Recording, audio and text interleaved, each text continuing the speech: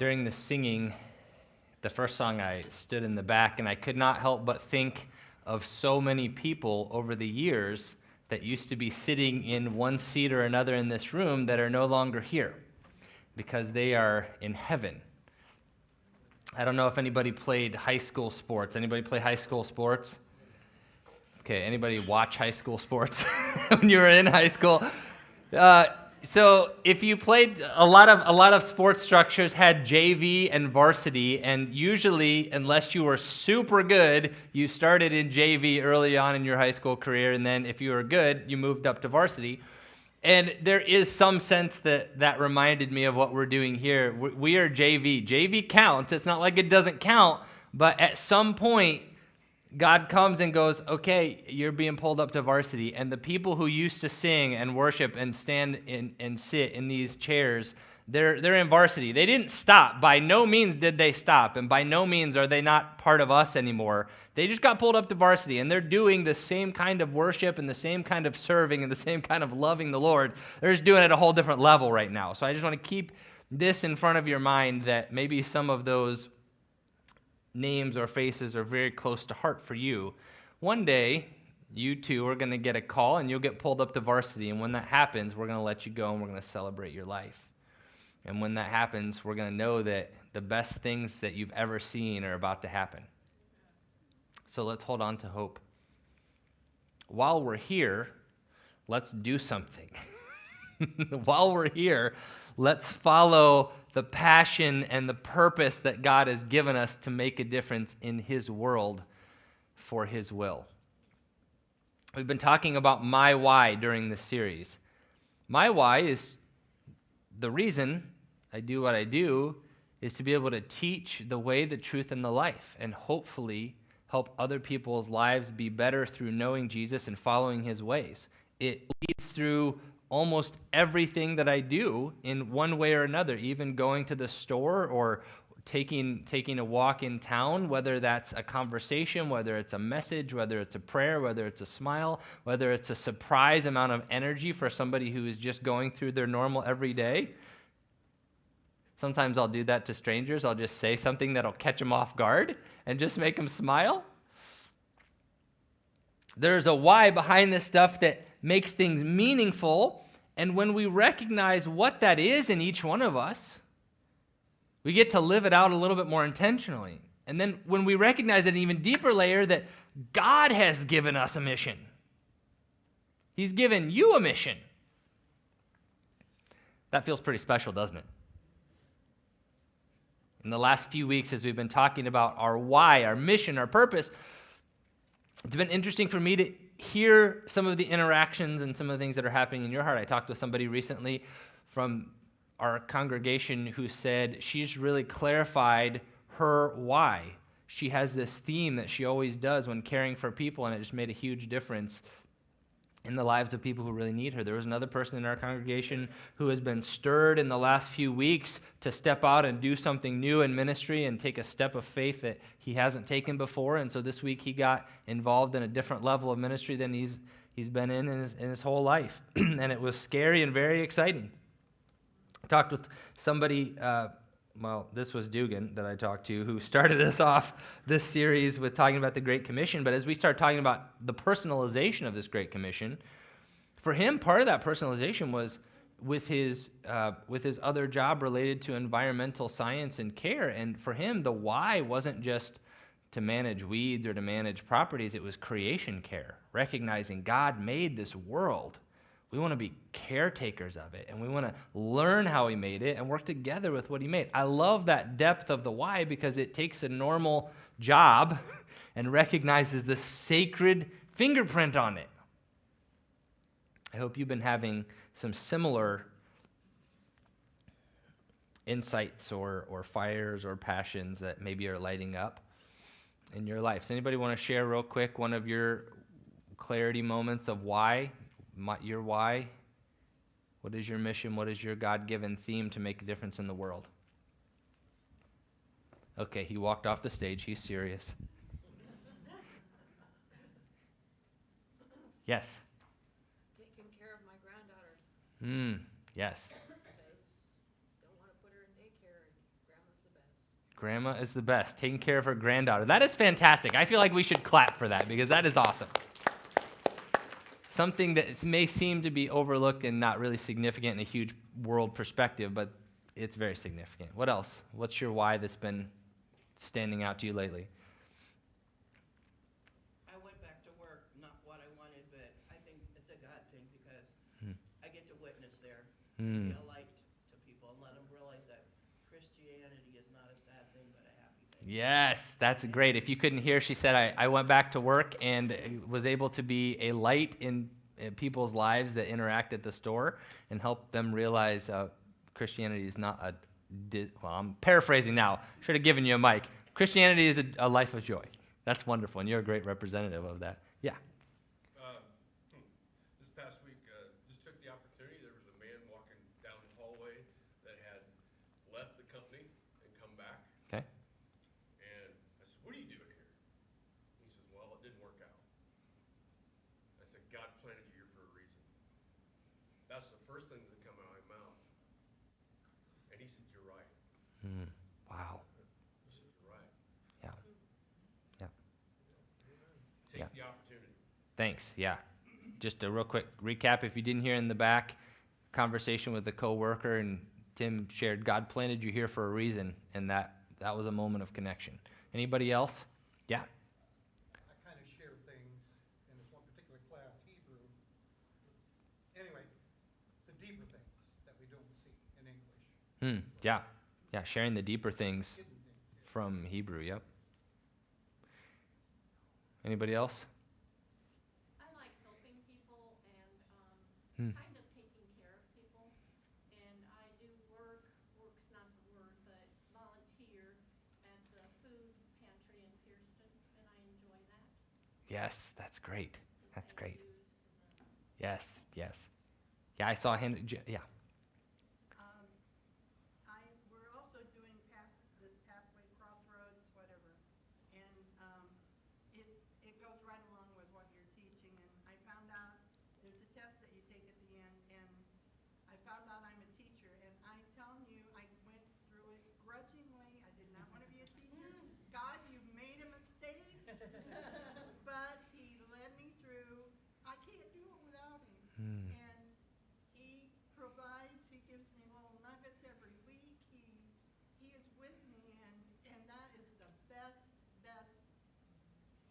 why in the world. God is with me, and He's with every one of us. If we look up, oh, there you are. He's inside. Yes. With us. Yes, Jim, and we could raise our hands and say you've taught us so many things. So I affirm that sacred pathway. You are that. We may get a chance to share in smaller amounts later, but I want to jump into today's text because as we get into this last conversation with Moses and God, this is Exodus 3 and 4. There's something significant that happens here. Exodus 3 and 4. This is toward the end of this same conversation that's happening around the burning bush. I'm going to read just snippets of it. So if you're following along in your Bible, I'm going to frustrate you because I'm taking chunks. That's also why it's not on the screen right now, because there were long portions of the conversation. I want to capture just sections of it. So this is Exodus 3, 10 through 14, and then 4, the first couple verses of 4. God says, "Now go, for I am sending you to Pharaoh. You must lead my people Israel out of Egypt." But Moses protested to God, "Who am I to appear before Pharaoh? Who am I to lead the people of Israel out of Egypt?" God answered, "I will be with you, and this is your sign that I am the one who sent you. When you brought the people out of Egypt, you will worship God on this very mountain." But Moses protested. "If I go to the people of Israel and tell them, 'The God of your ancestors has sent me to you,' they will ask, 'What's his name?' What should I tell them?" God replied to Moses, "I am who I am. Say this to the people of Israel, 'I am has sent me to you.'" Skipping to chapter 4, but Moses protested again. What if they don't believe me, or what if they don't listen to me? What if they say, the Lord never appeared to you? Love this part. Then the Lord asked, it just totally ignores the question. Then the Lord asked him, what's that in your hand? What was it? Yeah. Shepherd's staff. Wait, God, what if they say, you never appeared to me? What if they doubt? What's that in your hand? Shepherd's staff. I want to think about this passage in a very simple but very different way than perhaps you've heard it before. I want to, for a moment, put ourselves in Moses' contact lenses and see the world through his view. In this whole conversation, there are two lists going on.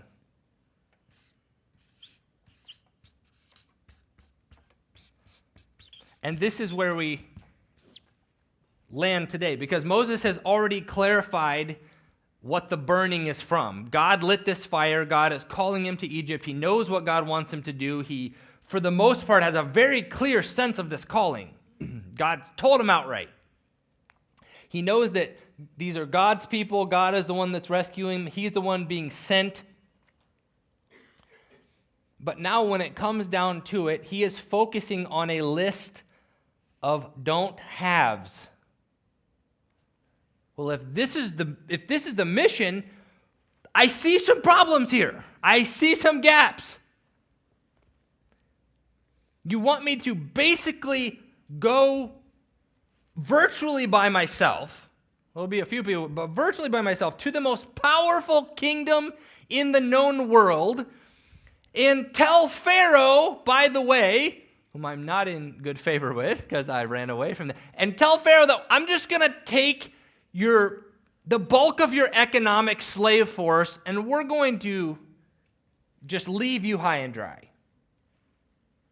And you should be okay. This is not going to work, God. This is not going to work. Here's a few reasons he lists here, and you can imagine some of the other things that he's thinking. I don't have an army. I do not have the ability to enforce what you're telling me to do, and I know Pharaoh, he's going to enforce it. He'll mow me down. I don't have influence.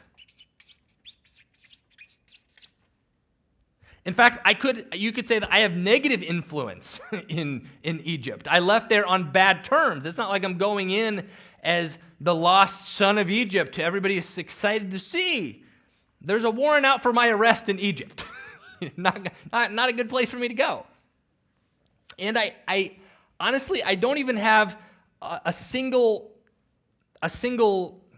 heritage or citizenship. I'm sort of a mix, and neither one of them is really strong. The Hebrews don't really accept me because I grew up in Egypt. They don't see me as a Hebrew. I had a lifestyle that was far beyond everybody else who slaved away. I don't think they're going to accept me. And the Egyptians don't really accept me because I'm not really an Egyptian. I'm a Hebrew. So it's like I got the worst of both worlds. Plus, I'm not ready to speak. Don't have the eloquence to speak for God.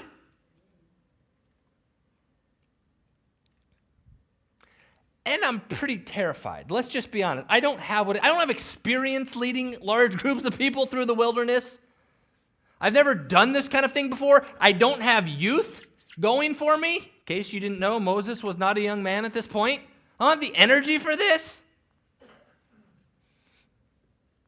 Can we just save a whole lot of mistakes and just pick somebody else? You ever felt like that with anything important in your life?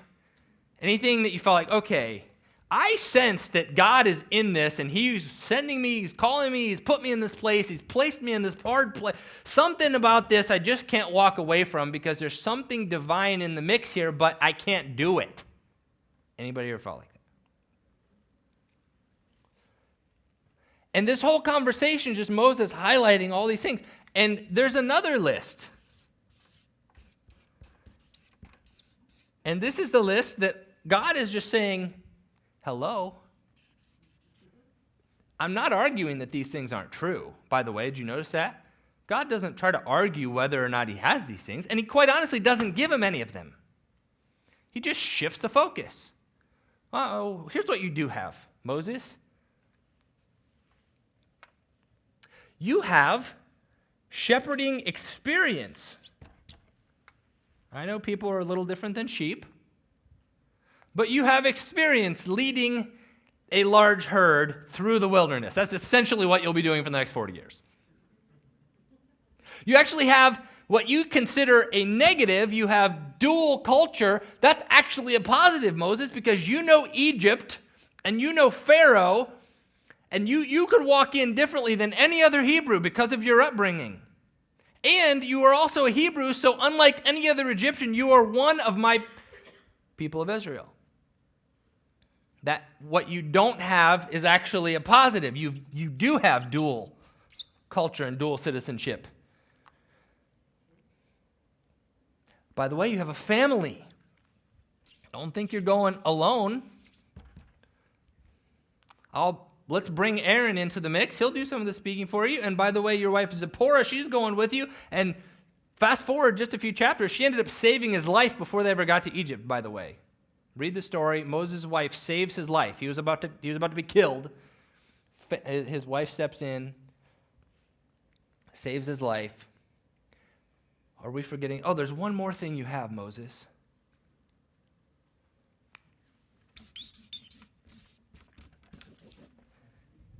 Me. God goes, this is not a balancing act. You have me. The scales are tipped. It's not about you. You have me. We can do this. I love this question. Let's just stop focusing on all the things you don't have and focus on what you do have. What's in your hand, Moses? A shepherd's staff. See, the shepherd's staff represents all this stuff. Well, use that shepherd's staff. And in fact, I'm going to use what you do have, and I'm going to do amazing things through what you do have in your hands. So stop focusing on what you don't have. Shift this focus. Look at the other list. It's a very powerful way to change our thinking from all the things over here which tend to paralyze us. I think back recently in the last few years to one of these things that God has put on my heart. When we talk about why and calling, one of the things that really stands out for me is the drive I used to take to work. Every day, almost every day, I'd drive by the jail. And I don't know why, but there was always a fire in my heart for that place. Never been in a jail. Don't really want, it's not an aspiration in my life, but my heart would always burn for those guys. Man, I wish I could go in there. I wish I could do something. I reached out, and I know there's a ministry, a fantastic ministry that goes in the jail, but the times were just a dead overlap for my schedule. It didn't work, so I never went. Never went once. Didn't work. For years, that fire never went out. And then one day, got a call and was invited to be the chaplain of the sheriff's department, which kind of overseeing the people that I called originally about the jail ministry and bringing support to them. And it opened every single door in the facility to me, which was unbelievable. And I remember where I was and thinking through, should I do this? This is uncanny that God has put that on my heart for so many years that I didn't try to force the door down. I didn't do anything, honestly, and this opportunity opened up. And I started looking at this list. I don't have jail ministry experience. I don't have prison ministry experience. I don't have a jail past. I've never done drugs. I've never been arrested. I don't have a lot of relatability. I don't have some dynamic testimony shift where I can, go in and say, this is the guy I used to be and this is what Jesus did. I don't have I don't have a ton of time. I don't have a ton of connections in that world. But I just couldn't get away from this. No, what you do have is me. Just go in with me. That's it. Incredible experience in my life. Because I went in week after week just sharing about Jesus. Just sharing about Jesus. I didn't have a huge plan. And week after week, connections were made, and all those things that I didn't have turned out to be just fine, because I was able to help connect people that did have those things into places where they could serve. And in fact, some of that was a benefit. The lack of time that I had just forced me to find other people who were eager to have the same passion that I did and just say, here, I'm not doing it all. I don't have the time or energy to do it all. God's called you to do it too. Boom, go do it. Turns out that this list was much more effective than this list. I went in just a few days ago with a couple people from our church who serve, and that has led numerous ministry connections in the community that I never foresaw coming to pass. Just went in the last week, and every single time, guys' hearts are being stirred in places of need, and they're finding Jesus. They're finding Jesus, and they're sharing him, and they're growing, and they're excited, and they're hungry. This was a simple example of my list. Of course, there's a lot of don't haves, but there's a few do haves, and the question is, what's in your hand? That's the question I'd like to ask for you for a moment. Now, this whole way of thinking, discovering the fire that God has put in us, finding the people he's called us to serve and help. This is kind of a counterbalance to another very important principle in following Jesus, which is basically the fact that we don't really see the future and we just follow God. I mean, that's a lot of life, isn't it? We don't really have this master plan that works out perfectly and we follow it step by step. God doesn't tell us every twist and turn in life. If you're wondering, oh my goodness, am I missing something? No, that's pretty much life. Just love God, follow him, love people. Like it's that simple. This is just, it's a counterbalancing thought. And if we have both, if we also have this more and more clarity on how he designed you, on the passion and fire he put within you, and the people that he's called you to serve, the doors that he's opening in front of you, if both of these are strong, then it's going to work out pretty well. Mel Robbins is credited to saying, start before you're ready. Start before you're ready. Or like the old Chinese proverb says, a journey of 1,000 miles begins with a single. We might alter that a little bit and say the journey of 1,000 miles begins with a single step of faith. There might be a few who you're sensing a new step that needs to be taken. It's a first step, and it's fearful. Not going to find it if we look at this list, but we'll take it if we look at this list. Or there might be some in the room who the steps of faith have been happening for miles and miles of your journey. You're not new to this. You're still faithfully living out this passion that God has put in your heart. You've taken a lot of steps. Take another one. It is inspiring to me to see people as they age through the seasons of life not get jaded, not get cynical, not give up, to continue with a fire in their heart doing what God has called them to do. Man, it's almost like the longer you've been doing it, the more that's worth. Every 15-year-old, 18-year-old wants to change the world. Everybody comes out of high school optimistic most of the time that God's going to do great things through them. But decades later, we realize how much the world doesn't want to be changed, how difficult people actually are to help, even when you're helping them, and you're still serving with fire. Gosh, that's a testimony. I want to ask you to reflect for about 2 minutes, if you would, on a simple question. If you have some clarity on your mission, what do you have in your hand? Just jot down some of the things that God has already given you. And if you would like to make a comment or share a question, you've got the app that you can do that on at any time. I'll take a look at those while we're reflecting for a couple minutes and come back up and interact with them in just a minute.